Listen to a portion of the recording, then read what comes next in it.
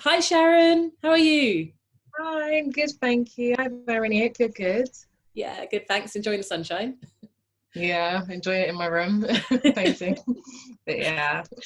Well, thanks for taking the time to talk to us about your work. I wanted to start by finding out a little bit more about your background. So, how did you get into creating these extraordinary paintings? Okay, so I don't know. I feel like the journey as an artist, I didn't really choose it. It chose me. And I know it sounds so cliche, but I never really thought I would take it so seriously. I only started, I studied it at GCSE because I enjoyed it.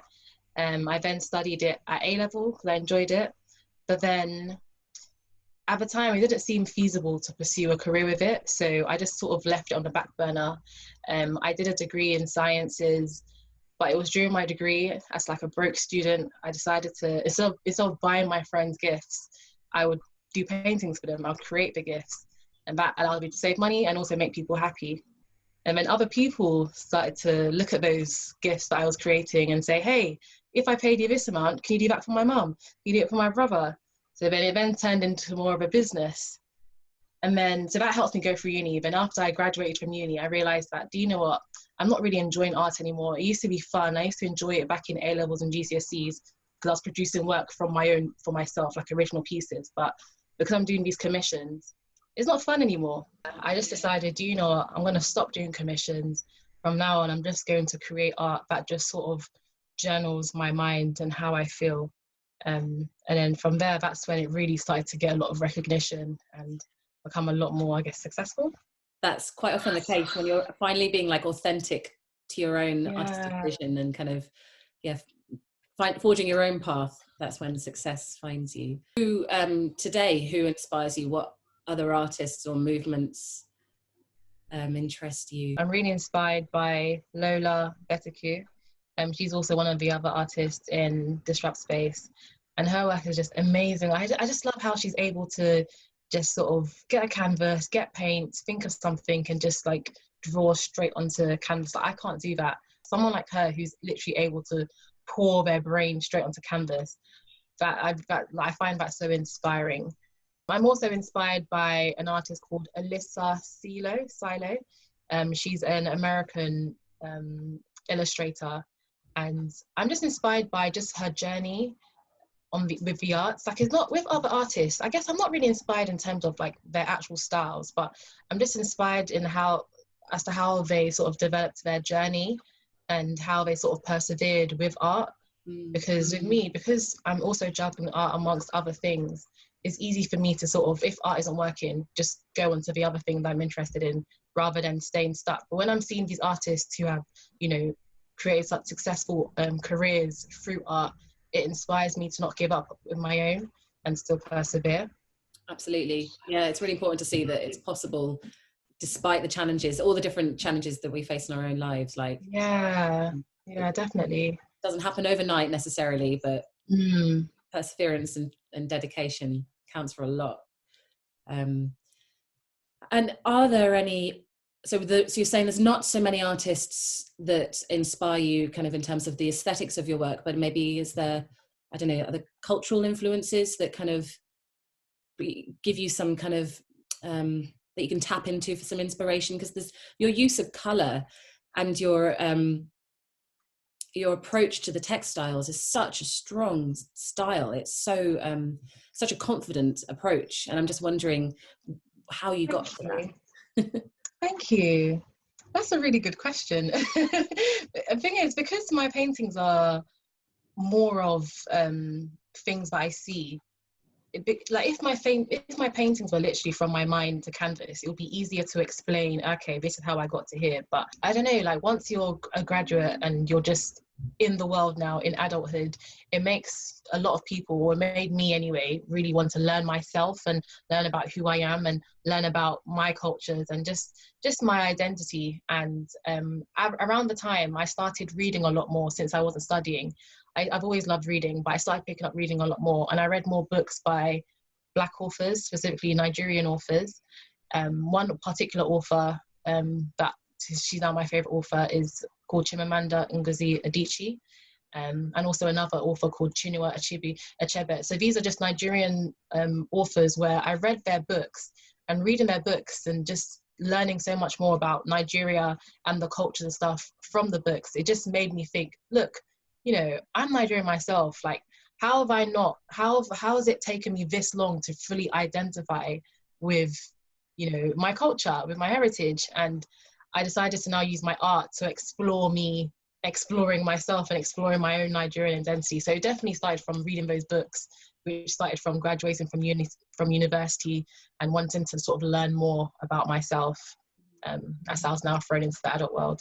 Yeah, amazing. I can really relate to that. I think at art school, definitely GCSE and A level, we're only kind of presented European art history, Yeah, really, or American artists mm-hmm. as kind of reference points, and it does require that kind of that self, the research. You have to do the research yourself to find Yeah. those greats from your own background, right? So, have you been to 100%. Nigeria? Did you go? You've been? No, unfortunately, I've never been to Nigeria. I still haven't organized the way to go. But I did go to Ghana Right. a few months ago to not only to sort of be in Africa, I need to say that I've been in this country, but also I went there to do, so you know how I said I'm also interested in like another aspect, or career-wise anyway. I went there to explore whether I can see that as a feasible option or as a feasible path I could go down, like volunteering abroad and working in medical places abroad and stuff. So you kind of touched on this, but I'd like to hear a little bit more about how you, like, what is the process that you go through when you have like a little germ of an idea to getting it onto the canvas? You said it was quite a process. Maybe you can talk us through that. So essentially, I'll have a general idea of, I'll just be living my normal life, a normal day, and then suddenly like an idea will just come to me to just start a series about a particular thing. So for example, because I said I'm interested in medicine and stuff, and obviously I have to apply, like it's quite a long, strenuous process to apply for medicine and get a place. During that period when I was getting rejected from medical schools, that just negative emotion and that rejected feeling made me decide, you know, I'm going to start a series on how I'm feeling right now, on my sadness. The same way when I was going to Ghana, I decided, let me start a series on Ghana, and you know how. So it starts off with that.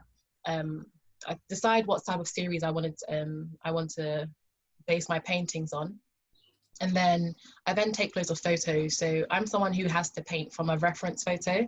So in Ghana, like if I just saw any scene that just looked really aesthetically pleasing, got my camera, took a picture, and then from there I would essentially photo manipulate the picture, so make the background all black, maybe add a bit of contrast, and then from there I'll get it onto a canvas, and then from there I'll paint it.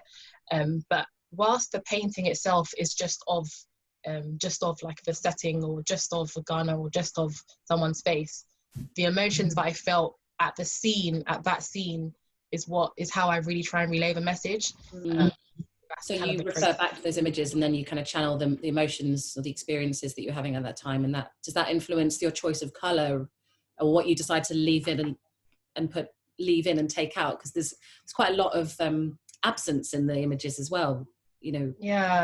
It definitely influences the color. Like in one of my paintings called The Overwhelmed Foreigner, which I don't have anymore, like it was like there was so much color in that painting. It was just jam-packed with so many different saturations, so many different tones, and I did that to represent that sort of just the overwhelmness that I felt in that scene, in that scenario. Like it was just so much, and hence why I try to portray that feeling by putting so much colors within the painting. With my identity, my layers pieces, which were the ones that are just like a male, and then like a female wearing blue Nigerian attire. You know, those were more to portray a more sort of, I feel like blue is quite an assertive color, and because those paintings are mostly blue, if you were to look at the tone and look at the feeling, you could see that, okay, you know, maybe she feels a lot more calm here. She feels a bit more certain of her identity and who she is. So colors do play a big part in my paintings. Just simple. How do you do those textiles? Like just I don't know, the light and the texture that you managed to capture. You can really feel the fabrics. I Oh, don't know thank how you. you develop that. Do you spend a lot of time like practicing that before you go to the actual finished work, or are you? No. So with like with fabrics and textiles, like, because of me, I can literally only paint what I see. So if the photo is like, it shows exactly, okay, it's a bit light here, there's a triangle here of darkness, there's a rectangle of light, like I zoom in on that picture and literally just paint every single thing that I This is the see. scientist in you. So This is I the see shape. scientist. That's the thing, like I feel like when sometimes even when I look at my paintings, I'm just like, whoa, like how did I even do that? But then when I'm actually painting it, because I'm looking at, I sort of like dissect that image that copying out onto the canvas. I dissect it into like shapes. So, you know, that is a little circle here. I'll just paint a light circle. This bit here is like a little dark curve under the circle.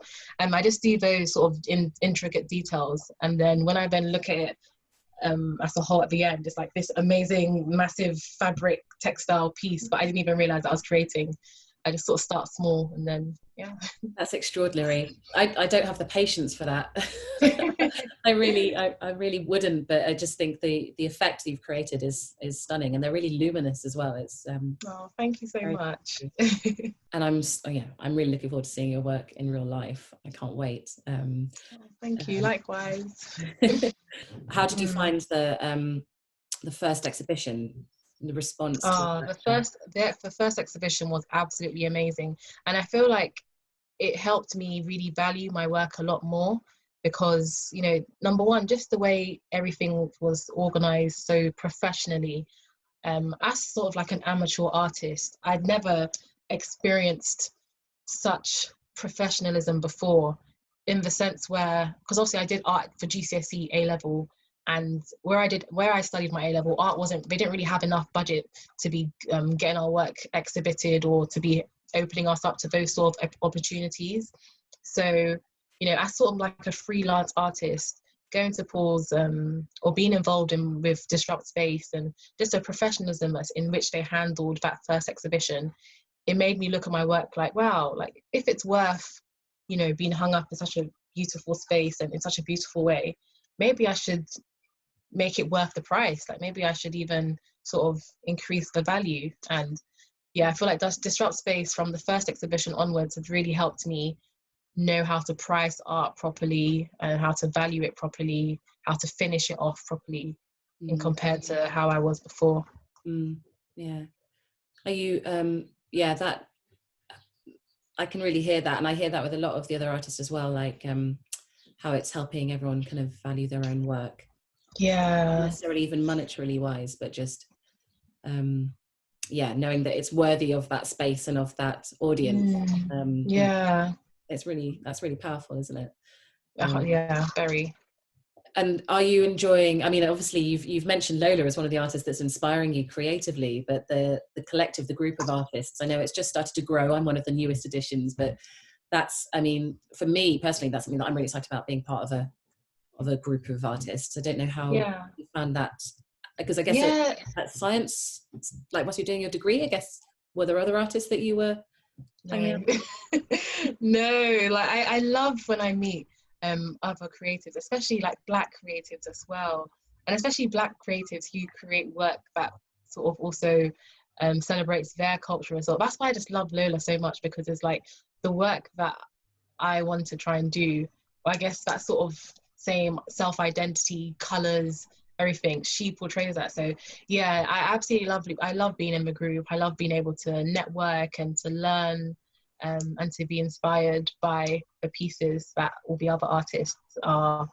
creating. And it's also nice to feel like, you know, you're part of a family, because, you know, I've been doing art alone for a very long time. And I don't know, like now being part of this sort of group, it just feels a lot more homely. Like it makes me feel like there's this place somewhere for me in art. I'm not just a standalone in the middle of nowhere. There's actually a place for me. Yeah, that's awesome. One more thing I'd like to add, to say to other artists is, if you have a talent, but it's not just artists, anyone who just has any other creative talent, if you have a talent in in a particular area, you should pursue it, no matter what, you know, your family say, your friends say, because you've been given that talent for a reason. So as long as you just use it to express yourself, who knows where it will take you.